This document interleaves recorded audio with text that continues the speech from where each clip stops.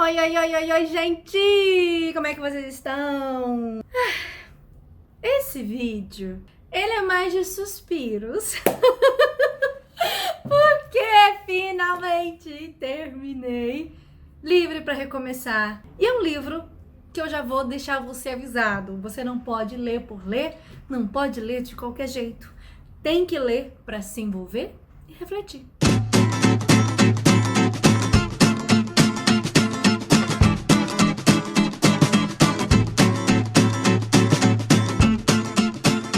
Livre para Recomeçar, da Paola Alexandra. A Paola é uma escritora brasileira. Esse é o segundo livro dela. O primeiro é Volte Pra Mim. E já falei sobre ele para vocês aqui em vários vídeos. Fiz várias marcações de Livre para Recomeçar. A maioria são frases de impacto que a autora traz pra gente refletir. Vocês podem conferir as frases de impacto aqui.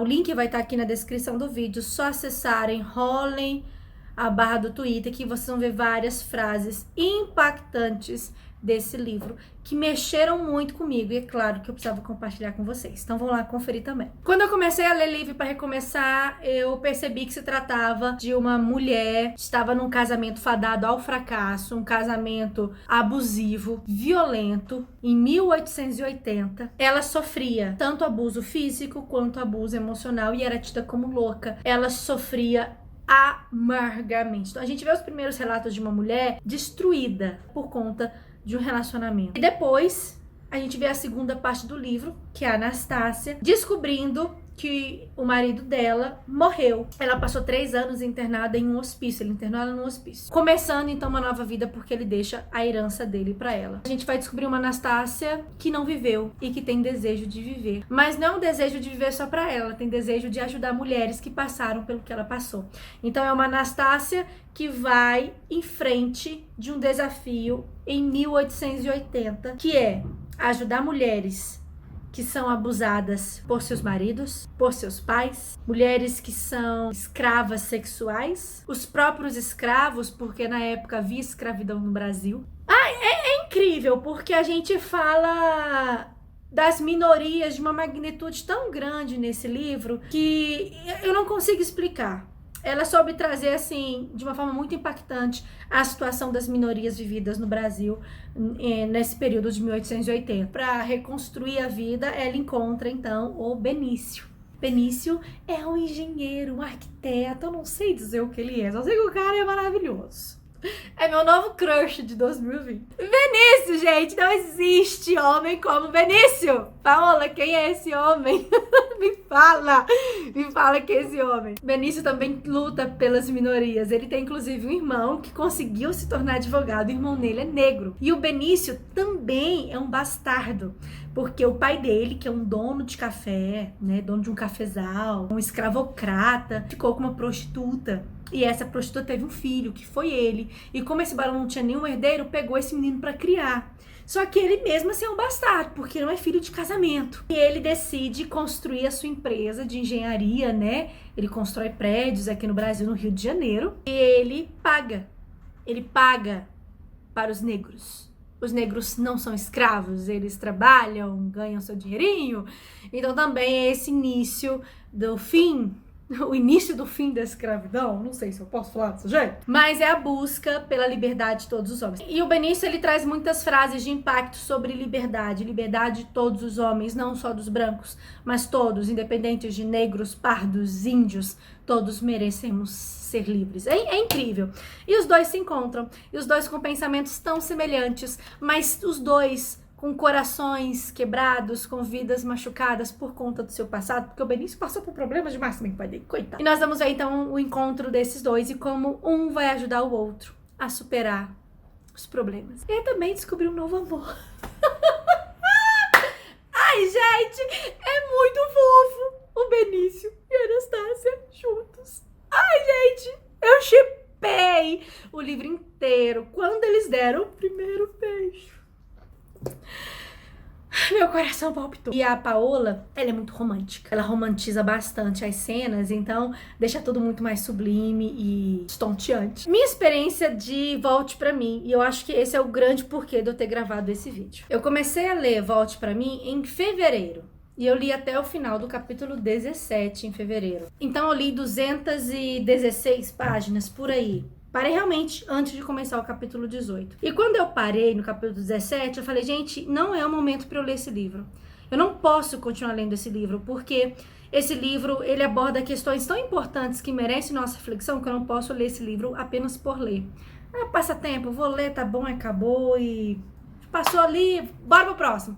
Não. E eu tava passando por um momento em que eu queria ler por ler, eu queria ler por prazer. Ah, vou ler um pouquinho agora, vou ler um pouquinho depois. Eu não ia me concentrar, de fato, na leitura. Era uma leitura só por entretenimento. E eu compartilhei várias vezes no meu Instagram isso, que eu não... Gente, o livro... Eu tô ficando sem ar, ele aborda questões que eu preciso pensar.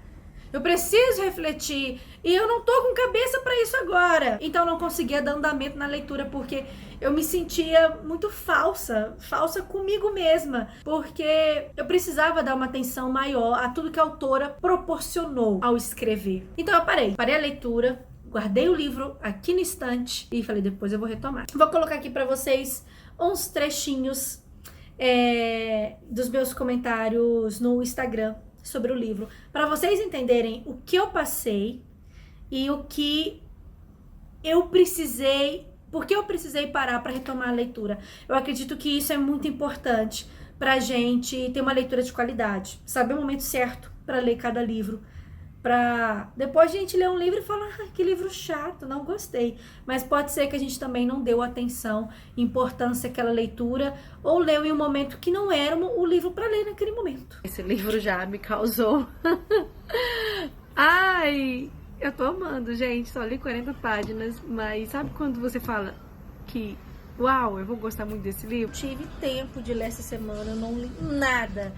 Eu não li nada essa semana, nenhuma vírgula. Vou ler mais algumas páginas. E se eu sentir que ainda não é o momento, eu vou parar. Eu tô sendo muito sincera com vocês, muito sincera. O livro é lindo, é lindo.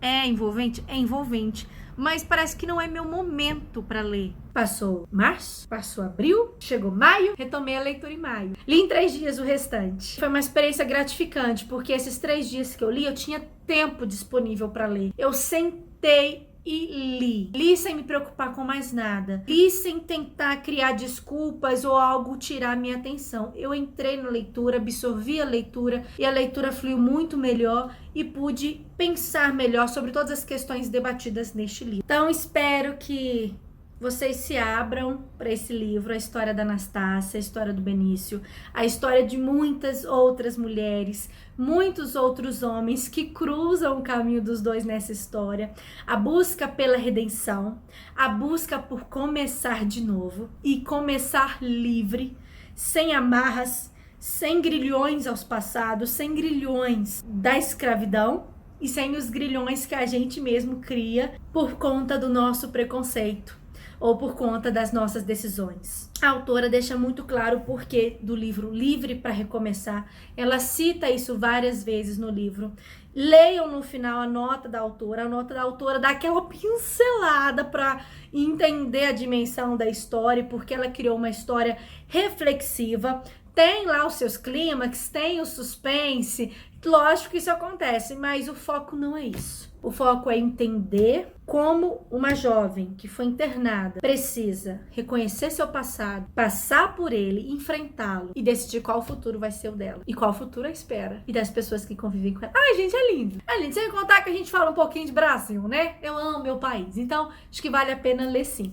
E isso é pra quem leu. E pra quem leu, volte pra mim, conheceu a escrita da Paola.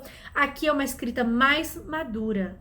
Muito madura. Não é que a Volte pra mim é uma iniciante fraca. Eu não vejo como uma iniciante fraca. Eu sempre gostei muito da Paola. Acho que ela sempre teve muito potencial para escrever e potencial para falar pro nosso coração, porque é que a gente fala muito de perdão. Aqui ela aborda com um romance, com poesia, o que a vida nos espera. E é um livro totalmente atual. Apesar de se passar em 1880, é um livro completamente atual que dá pra gente aplicar na nossa vida. Ele vai entrar na minha lista de livros não motivacionais, mas que podem mudar a sua vida depois de lê-los. Depois que você terminar Livre para Recomeçar, e se a sua vida não mudar nada, é porque você não leu de verdade. Ou vai ou racha.